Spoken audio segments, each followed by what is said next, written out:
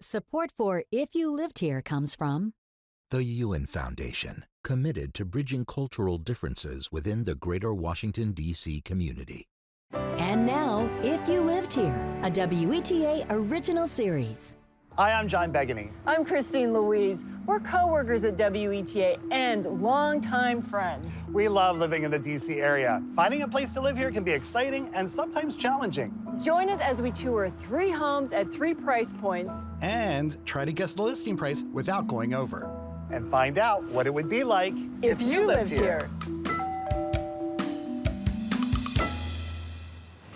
Good morning. Hi, Suzanne. Hey, John and Christine. Welcome to Bloomingdale. This was a great place to meet. What a hidden treasure. It's totally hidden. This is Crispus Attucks Park. It is very central to Bloomingdale. We're in the Bloomingdale neighborhood.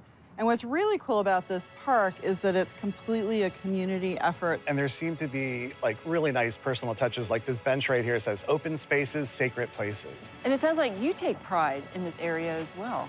You know, when I saw the neighborhood, I just fell in love with it.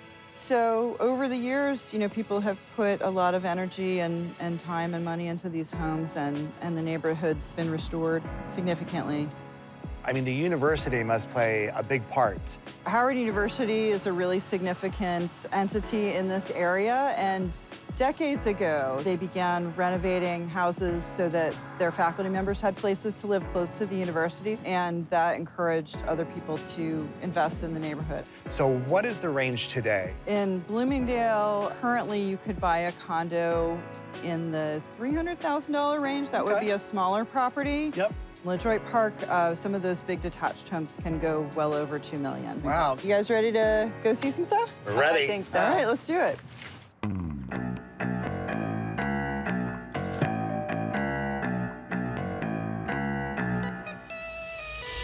Wow, this looks fabulous. Ooh. Yeah, this is our first property in the Bloomingdale Historic District. This is actually 4 separate units, and we are going to see one of the units that's available for sale today. Well, I like this idea because if you can't afford the whole home, you can at least experience a portion of it. Right. So one thing that's really cool about this having been a really nice big house back in the day is that you have the original architectural features on the outside, and then you also have the architectural elements like the big windows in the front with the bay. Take a look, enjoy, and I will meet you up at the front. All right. Sounds good. Sounds perfect. Oh, this is nice. I see lots of possibilities here. So do I. Yeah. Okay, well, let's start in the front with some of these beautiful historic details. I love this brick. So rustic, and what's really cool is looking at this view down the hallway is really dramatic. You know what I see when I look down that hallway? What's that? All the work that it took to expose that brick. That's a lot of plaster, and it looks great. Speaking of other original features, how about this window? This bay window. Yeah, Bloomingdale must have been named for like the lush landscaping on the streets. It's really pretty out there. Well, blooming flowers maybe. Got it. Into the kitchen. Much wider than I thought the space was going to be. You know, we haven't talked about these floors yet. These are newish floors, you Right. can tell. But I love this color. It's almost like a honey colored. Look at all the cabinet space, and you've got great counter space. Lots. So, you know, really, this kitchen is just move-in ready. Okay, good start to this place. Okay, now, I know it's not the yellow brick road, but how about... It's the red brick hallway. How about that? Off we go. Okay, Closets. Okay, there's a closet to park your coats. nice washer dryer, Must have. full bath. Yeah. You know what's interesting? When they were renovating, they ended up with what would be, I would call it like a half-tree ceiling, but it looks great. It gives it a little pop. Yeah, nice detail. So now we head down to bedroom number 1. This is a good size, Tina. Ample space for additional furniture. Okay. All right, let's On move way. on. All right. Well, it's kind of like we're walking into an ensuite here with this door. It is a full bath. Hey, so 2 full baths in this unit. This makes me think if you wanted a roommate, this is a great setup. Oh, yeah. And into the bedroom. Yep, here it is, bedroom number 2. This room actually has a separate entrance, which is great That for a is roommate. nice. Ooh. Do you think this place comes with a parking space? I guess you have to fight over that parking space. We'll see if it comes with What this parking unit, space, right? Come on. All right, Suzanne. What do you guys think? You never know when you hear these beautiful homes are going to be cut up into apartments or condos, what they're going to look like. But they did a really nice job on this one. And this brick is stunning, such a highlight. So just saying, how much does a parking space You cannot add to the answer that value? question. Let's just, yes. It's a legitimate question. It's legitimate, but it's also called cheating. So there are 2 parking spaces with the building, and as we talked about before, there are 4 units, and one of the spaces comes with this unit. Ah. Okay. Okay, that's a big plus. news. Condo fee. So it is $225 a month, but the 4 owners maintain the property together. So there are 2 bedrooms, 2 full bathrooms. It is 838 square feet. The property was originally built in 1901, and then it was condoed in 2007. And there have been some updates since then. I'm gonna give you a guess of $545,000. Well, as John always says, oh, that was a good guess. I don't think it was. I'm gonna go a little higher at $625,000. Those were both really excellent guesses. The list price is $575. $575. Oh my With God, whoever's not over. We're like split in the middle. Right in the middle. This unit might be worth a bit more if it were a very recent renovation, but that makes it more affordable for somebody. All That's right. great. I mean, it makes me feel better. And that was a great first house to see in this neighborhood. But we have house number 2 coming up. Yes, we have a house very close by in LaDroit Park, just a few blocks over. All right. Sounds good. Great. On our way. Well, we're on the historical Anacoupal Circle area. This was a demarcation between the black section of this area and the white section of this area. Bloomingdale is known more of the white section, and Detroit Park is known as the black section. So as soon as you cross this park, you cross over, you into Bloomingdale. And that has its own vibe. You have a lot of pubs over there now. You have a lot of outdoor restaurants. Detroit Park has more like a neighborhood feel where it's more settled, more established, deep roots, family-oriented. I've lived in LeDroit Park since 1952. My grandfather bought our house in 1929. And it's been passed down through my parents on to me, on to my son. But it was always a good block with a bunch of kids, families. It was just lawyers, doctors, teachers. It was prominent people with good jobs. The neighborhood was fun. We just played. And when the street lights came on, everybody disappeared because it was time to go in. The neighborhood changed a lot. The changes were like back in the mid-'80s when we went through a drug problem, and we still never moved. I moved to LeDroit Park in 1989. I ended up looking at this house, and I loved it immediately. I just love the fact that the street has this gentle curve that takes you into the circle. There are very few streets like that in Washington, so I thought I knew that it was special, but it was very, very different. Most of the homes were boarded up. There were at least 3 drug houses, and the neighborhood was very scared of what was going on. People were mostly staying inside their homes, and it took about like 5 years before they actually came in and cleared the neighborhood. To be surrounded by the history, the architecture, the fact that it's a historic place, and therefore everything is respected and is taken care of, and makes people proud of living here. This neighborhood is very expensive now, and it's going to get even more expensive. This area is known for a lot of Black intellectuals, historians, Howard University professors. They were political activists, social activists, gender-related activists. A lot of the pioneers and the old neighbors who made this neighborhood what it is, they're dying out and new people are coming in. This area is going through a lot of shifts, turns, and contours and nuances and many different things because of the gentrification process.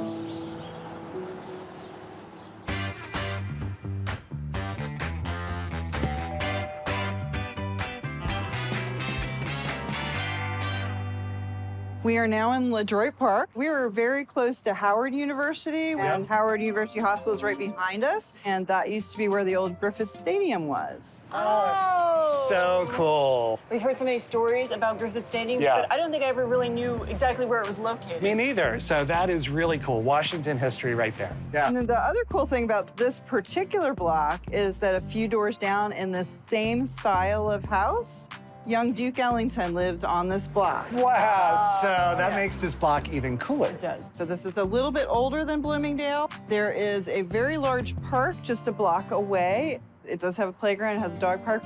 This house, according to the building records, was built in 1892. And something that's unusual about this block of houses is that there are no basements. Why don't you guys take a look, and I will meet you in the back in the patio. Sounds great. Let's go.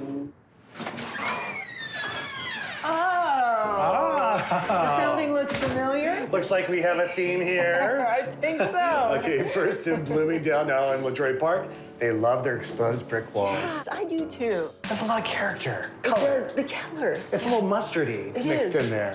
But just looking at this room overall, you know, you just want to walk in, you can see yourself just sitting and just having a nice conversation with friends. Hey, listen, I think this is charming so far. I love these floors with all these knots in them, You know, I don't know if those are original to the house. but I love the character of it. I think it looks do. great. And that banister, too. You feel that sense of age in this house in a great way. Yes. Yeah. So, shall we continue? We shall.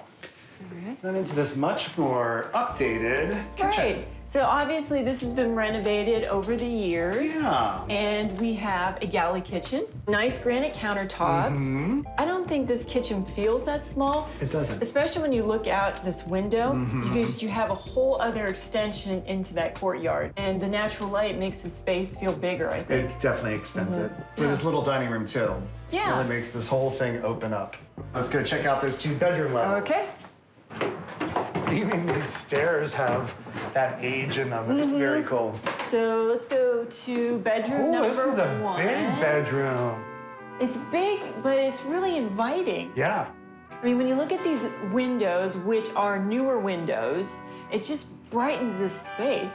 And this is the original flooring because this is Heart of Pine. Heart of Pine. And you don't see this very often because these have to come from very, very old trees. And you just don't have that age anymore to get that Heart of Pine out of. And notice the transom. Look at that. I love a good transom. Hey, washer dryer. Nice. And bedroom number 2. Okay. This is a cozy little nest here. It just makes for a nice space. It's a cute little bedroom. You have these built-in bookshelves. Nice for a guest room. Yeah. And right around the corner, we have a full bath. There probably was a tub in this room at some point. Right, but I have to say, I do like the shower. I do too. Yeah, very nice. These old stairs again.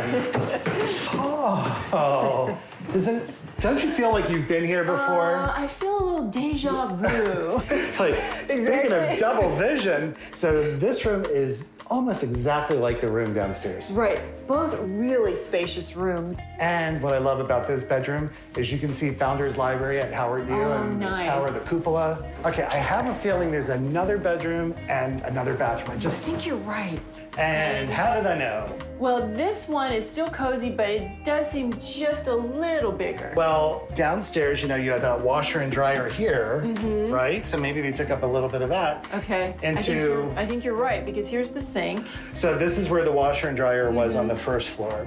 And look. And more exposed brick. All right, well, More brick. it's like more cowbell. We just need a little bit more exposed brick. You can never have enough cowbell.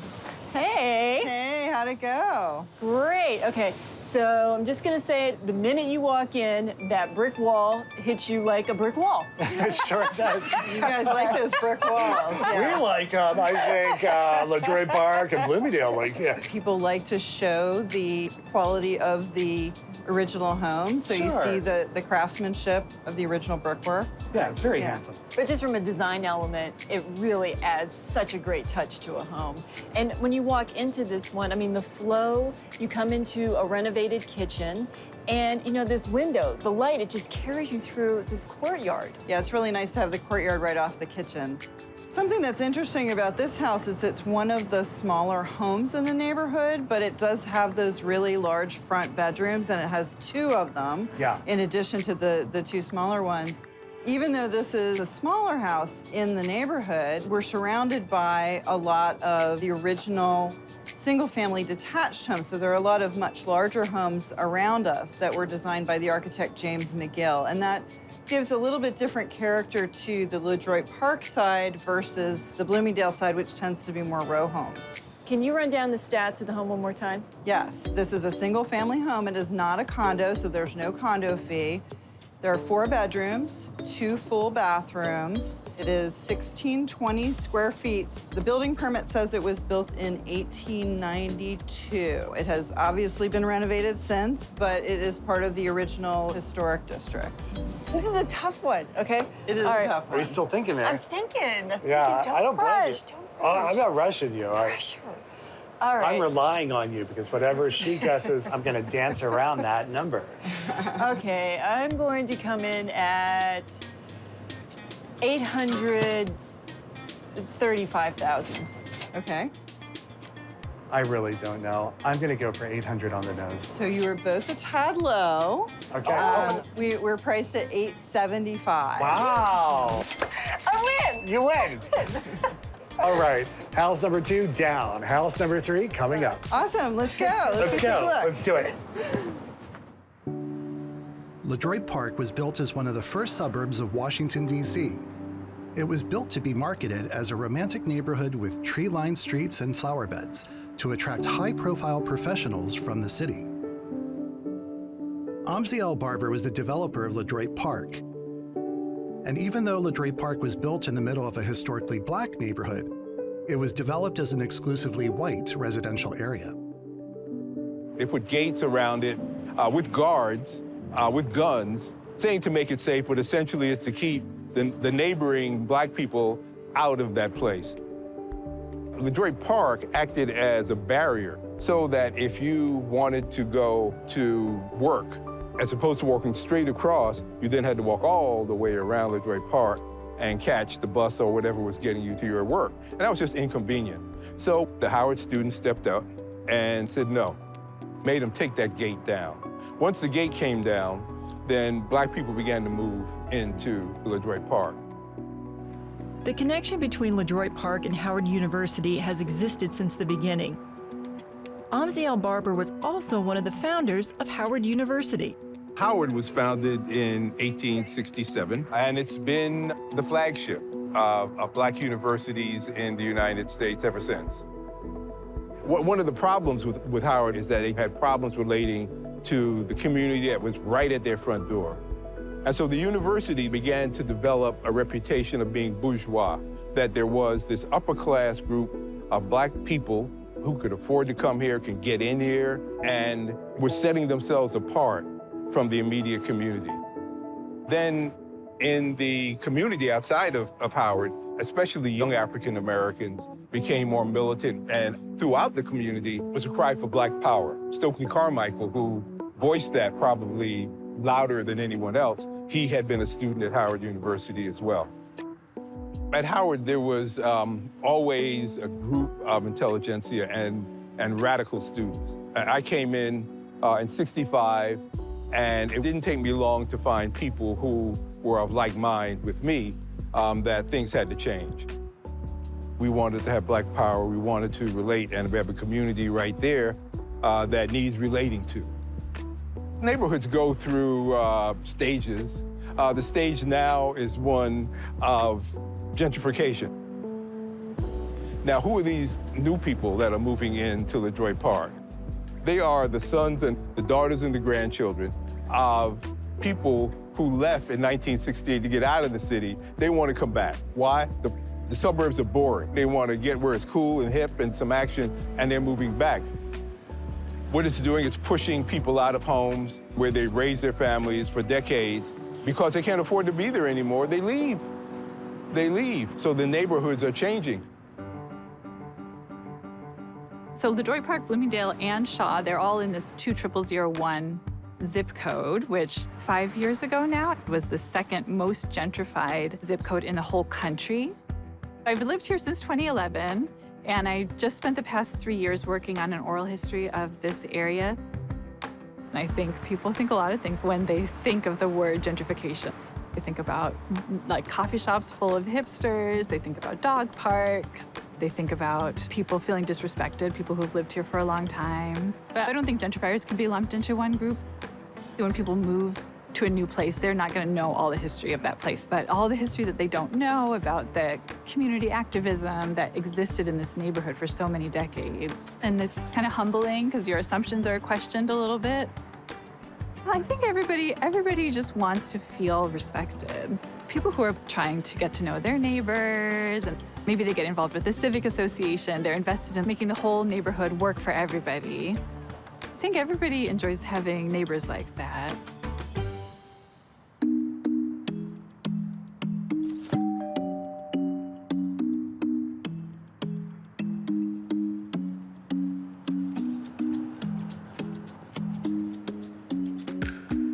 House number 3, we are back in Bloomingdale. We just made a little circle. This is a very classic Victorian style home, very typical of the Bloomingdale style home with the bayfront, and something that we love in Bloomingdale are our turrets. Oh, okay. Are you guys ready to take a look? Yes. Ready. I will see you upstairs. Okay. Okay. Let's go. Oh, okay. Oh, this is new. This has been completely renovated. It's the whole theme. I feel like I'm back on the farm in Pennsylvania. Oh, bringing the farm to the city. Exactly, and I'm looking at these floors, and it feels like I'm in the hayloft. Yeah, I love the color of it. But you know, talking about the renovation of this home, so you go from this beautiful bay window, and it's open all the way to the back. So obviously all the walls were broken down in here. You know, this is all reimagined and opened up. I think I spy our exposed brick through the windows. Well, a tour wouldn't be complete without an exposed brick wall. You gotta have it in this neighborhood. Even though it's the neighbors. That's right. It's the kitchen. Okay. Oh, pretty quartz countertops. Nice cabinetry. Okay, you're not gonna believe this. I just bought these knobs like a couple weeks ago, and I was on the fence about them because I didn't know if I would like them. Now I like them. I think this contractor and you could be best friends. I think so. All right, pretty kitchen, has huge stove, beautiful backsplash in marble. And take a look at this hood. I know, I don't think I've seen a design like this before. I thought you were gonna say, oh, that's funny, because I just put this into my house. All right, into a breakfast area. And you know, it just leads right out to this patio space. We've got the great deck, and then I think there's a garage. I think you're right. Yeah. Oh, but did you see there's more wood back here? This is like find the wood. There it is. All right, we have half bath. So they didn't go with wood on the wall, they went with ceramic tile. Yep, they sure did. Gives it a little different look. Another texture in this house. All right. All right. Lower level. Okay. Downstairs family room. This is just a big old bonus room. Sure is. Because, yeah, you're right, would make a great family room, rec room, living area. Yeah, and you've got a little kitchen over here, complete with a fridge and a stove. Okay, nice tile floors, more wood. And a full bath. Okay, so we have 1.5 baths so far. Ah. Okay, so we have a bedroom. Bedroom. I love this wall. Yeah, you know, and this is so easy to do. It's just strips of wood nailed to the wall, but look at how cool it looks. Looks great. Oh, and out to a patio, your own patio with that fan out there. It's beautiful. This would be a great in-law suite. It would. Yep. What do you say we head upstairs and check out the bedrooms upstairs? Sounds good. All right. Okay. Oh, so here's a full bath. Okay, 2 full baths, 1/2. And this one has a soaking tub. Yep, and again, same tiles, same vanities. I like it. I do too. They made choices simple. Into bedroom number 2 with a view. Talk about a view. I call this the turret room. Well, Suzanne said turrets are a big part of the neighborhood, and this really shows it. It's like looking at a painting through this giant window. And on top of that, this is a nice bedroom. It's not a huge bedroom, but I love it. Yeah. It's perfect. All right, here we have... Bedroom number 3. I always lose track. I'm glad you remember. All right, cute little bedroom. Right, it's a little on the smaller side. Yeah, but that's fine. It could be an office as well. That's perfect, yeah. Love these railings. Okay, so I guess this is the primary bedroom. I would say so. And you know what? They carried through the design from the bedroom in the basement. And you know, I like it. The only thing I would say in this room, especially being the owner's suite, there's no room for a dresser. But Yeah. overall, I think the bay window would make up for it. Sure does. All that beautiful light. Okay, All right, then. our full bath. Okay, well, I think we've seen this before. Right, again, the same design elements. You know? And not a huge bathroom. No, nor do you need one, really. All righty, Tina, top floor. Look at what's up here. A wet bar, great TV room. And then you have this. It's a great way to get up close and personal with your turret. Okay. That's, you know, because everybody's very proud of their turrets here. Obviously. And then you have this other space, rooftop. This is pretty amazing. Yeah. Hey, Guys, hey, you're back. I'm back. Did you see all the turrets? Oh my gosh, this view's incredible. And the monument? And the monument. So I always tell my folks that when you buy in Bloomingdale and you can see the monument like that, you're Yeah. gonna get a great view of the Washington, D.C. July 4th fireworks show. You sure can. Yeah, So that's this awesome. would be a very, very popular place during that time. This is where you close the Yeah. sales, Suzanne. So this is a very classic Victorian row home in the Bloomingdale Historic District. There are 4 bedrooms, 3.5 bathrooms. This one is about 3,000 square feet. Okay. It has a full basement, a roof deck, and another deck, and a full yard, Yep. plus the garage. I'm gonna make this very simple. Very flat number, it is $1.5 million.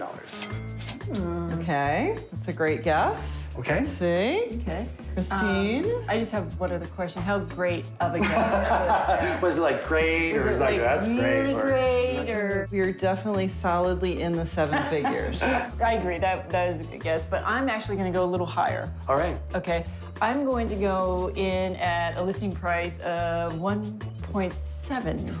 Wow. Okay. Yeah. You are bold. And the list price is $1,550,000. So you're 50,000 off. I'll take it. Yeah. Yeah. So Suzanne, thank you for not showing us just one great neighborhood, but 2 today. Yeah, that's right. It was great to learn more about Bloomingdale and LaDroit Park. So glad we could do this. I Yeah. have one more surprise for you. Oh. Should we go get a cold drink at Big Bear? Oh, that sounds Yes, good. please. All right, Sounds fantastic. Let's go. I'll even toast you for your win. If you lived here, you would know the neighborhood and the neighbors, how nice and pleasant they are. If you lived here, you would know about our secret park Crispus Attucks, which has become it's not as much of a secret anymore. If you lived here, you would know about the half a house. It's just half a house. The other half burnt up. If you lived here, you would understand the real sense of neighborhood and neighborly love. What I love about this neighborhood is my grandmother. To find out more about living in the Washington metro area, visit weta.org/ifyoulived-here. Support for If You Lived Here comes from The Ewan Foundation, committed to bridging cultural differences within the greater Washington, D.C. community.